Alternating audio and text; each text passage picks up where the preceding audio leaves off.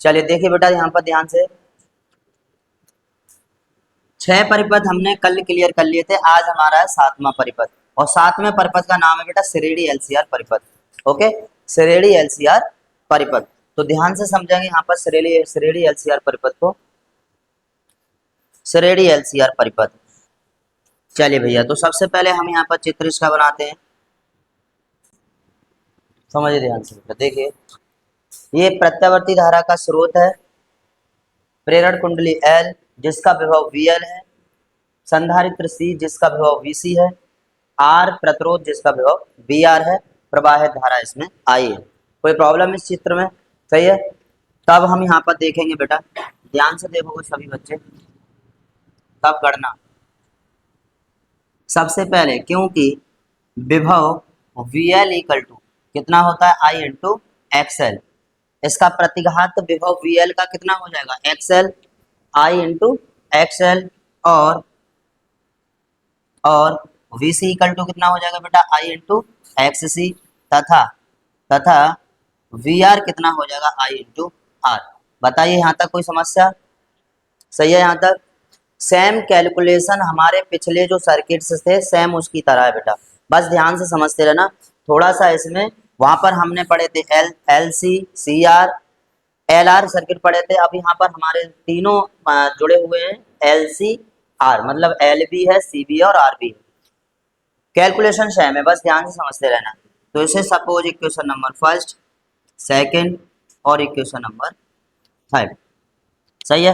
अब आप बताइए, बी एल धारा से पाई बाई टू क्या होता है, अग्रगामी या पश्चिगामी? अग्रगामी या पश्चिगामी? बी एल पश्चिगामी, और वीसी क्या होता है धारा से पाई बाई टू अग्रगामी, और यहाँ पर बी आर होता है धारा से समान कला में। ठीक है, तो यहाँ पर लिख देंगे अतः या क्योंकि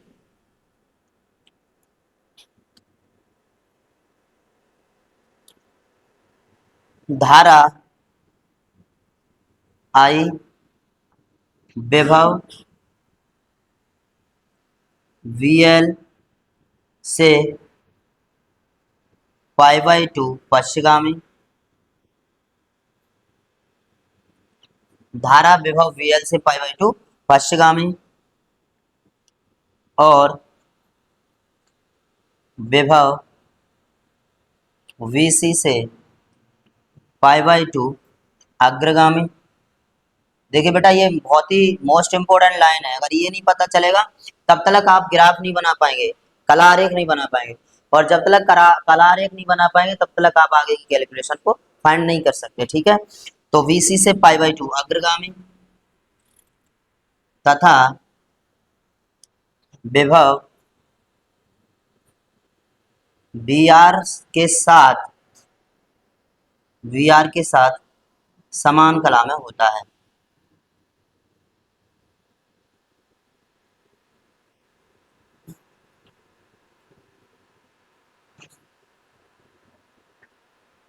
समान कला में होता है। बताइए ये लाइन समझ में आए सब बच्चे?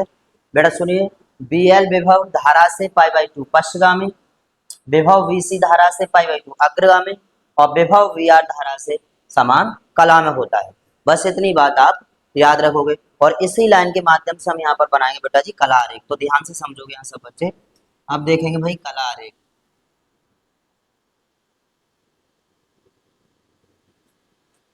कला आरेख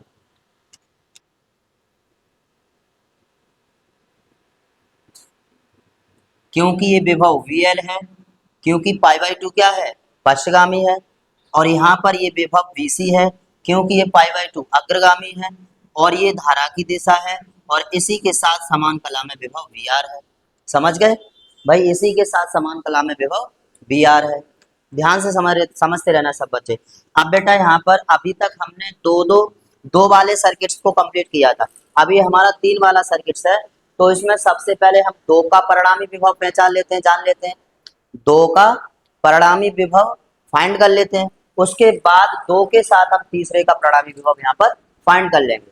अब बेटा आपको पता है कि भाई जब 2 ये VL और VC एक दूसरे के विपरीत दिशा में है, एक दूसरे के क्या है, विपरीत दिशा में है, जब ये एक दूसरे के विपरीत दिशा में है तो हो सकता है यहाँ BL बड़ा हो सकता है यहाँ पर BC बड़ा हो।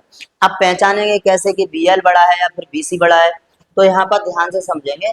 यहाँ ये कह रहा है कि भाई BL देखिए ऊपर की ओर है और BC हमारा नीचे की ओर है, तो नीचे की ओर वाले को हम छोटा मान के चलते हैं और ऊपर की ओर वाले को हम क्या मान के चलते हैं, बड़ा मान के चलते हैं। बात समझ में आ रही है?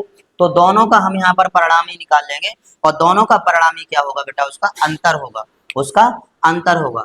तो यहाँ पर जो मैं यहाँ पर मानता हूँ यदि, ध्यान से सुनना, यदि VL बड़ा हो किससे बेटा जी, BC से। बात को समझ के ध्यान से चलना। यहाँ पर लिखा हुआ है एक पॉइंट, BL बड़ा है किससे, VC से। तो इसलिए यहाँ पर बड़े में से ही तो छोटा बेटा माइनस करेंगे, बताइए। इसलिए बड़े में से छोटा हम क्या करेंगे, माइनस करेंगे, क्योंकि BL बड़ा है और BC छोटा है। तो बड़े में से हम छोटे वाले को क्या कर देते हैं, माइनस कर देते हैं, और ये निकल आता है इन दोनों का परिणामी विभव BL माइनस BC। कोई दिक्कत यहाँ तक? सही है। अब बेटा हम इसके साथ इस तीसरे का परिणामी विभव निकाल लेंगे BR का। तो तीसरे का परिणामी विभव क्या हो जाएगा, हम इसका परिणामी विभव मान लेते हैं यहाँ पर, सपोज, ध्यान से सुनना, इसका परिणामी विभव सपोज मान लेते हैं कितना है, V है। इसका परिणामी विभव कितना मान लेते हैं, सपोज B है। और इसको हम इससे मिला देते हैं बेटा, इसको हम इससे मिला देते हैं। जब ये BL माइनस BC है तो ये भी कितना होगा बेटा, BL माइनस BC होगा। ओके, ये भी BL माइनस BC होगा। बात समझ में आ रही है सब बच्चों को? कोई दिक्कत भाई?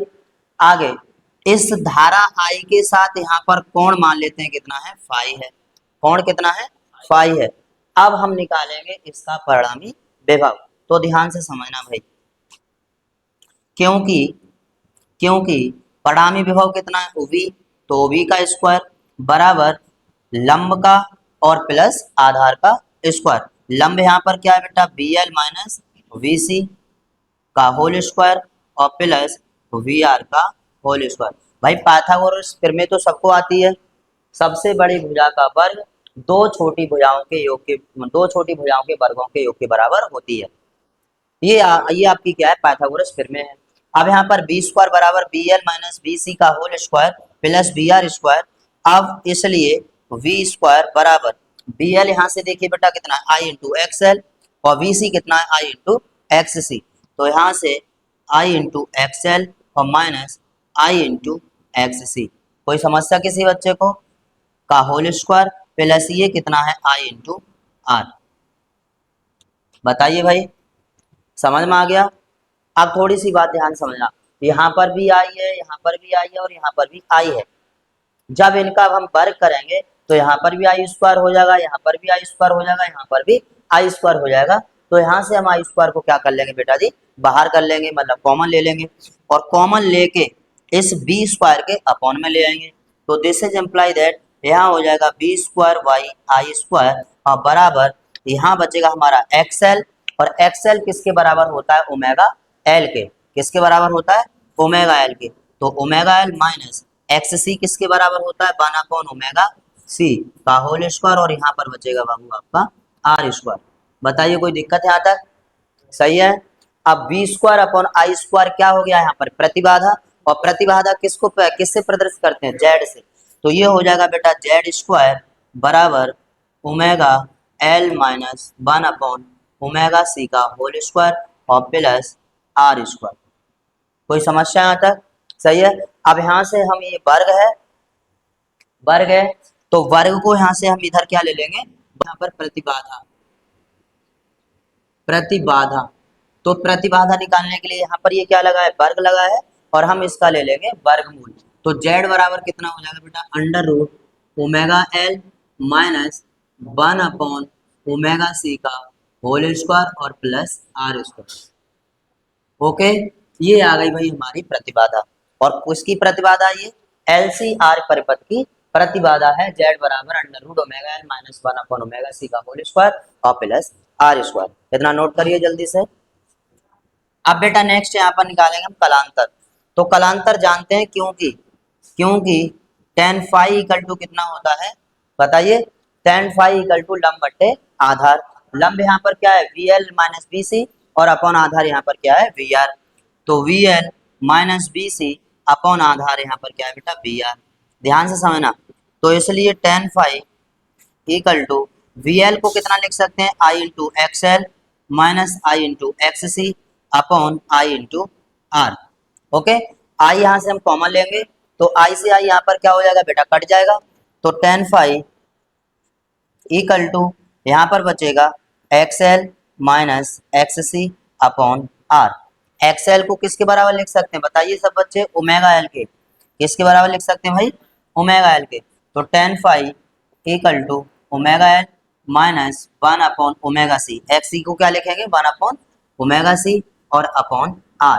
क्या इतनी सी बात समझ में आई सब बच्चों को।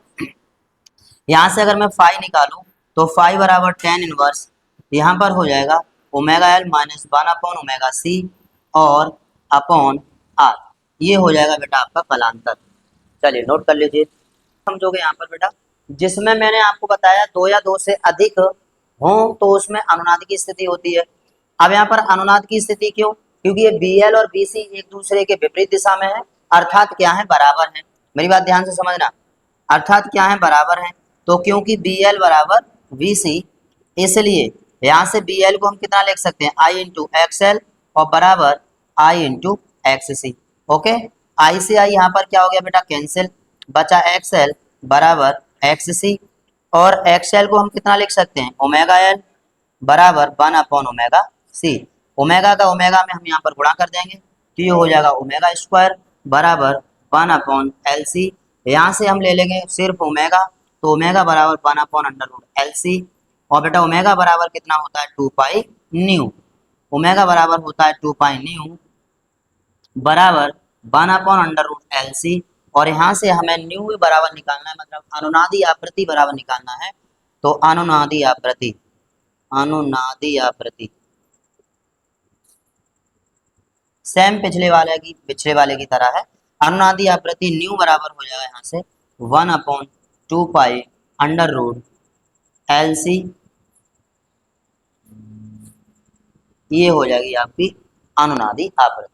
नोट कर लीजिए, तो वी नॉट अपॉन जेड ये होता है भाई, क्योंकि I naught upon V naught upon Z, तो इसलिए यहाँ से आई नॉट इक्वल टू कितना हो जाएगा वी नॉट अपॉन जेड का मान कितना निकाला था अभी अभी हमने प्रतिबाधा under root omega L minus one upon omega C का होल स्क्वायर और into plus R square. Okay, ये भाई आ गया हमारा धारा का शिखर मान। आगे हम यहाँ पर बनाएंगे नेक्स्ट इसका फेजर ग्राफ। फेजर ग्राफ, तो फेजर ग्राफ को ध्यान से समझ लोगे, यदि एग्जाम में फेजर ग्राफ पूछा है तो एग्जाम में फेजर ग्राफ बनाइए और नहीं पूछा है तो कोई जरूरत नहीं है। ठीक है, तो फेजर ग्राफ कैसे यहाँ पर समझोगे बेटा, देखिए क्योंकि ये धारा की डायरेक्शन है, ये आई और आई के साथ समान कला में क्या था आपका वी आर था।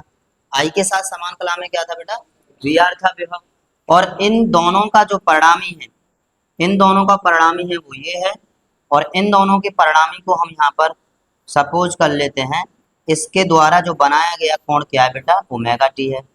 इसके द्वारा बनाया गया कोण ओमेगा टी है, और यहाँ पर हमें ये देखना ये है कि इससे पाई बाई टू, इससे पाई बाई टू ओमेगा टी से पाई बाई टू क्या होगा बेटा पश्चिगामी।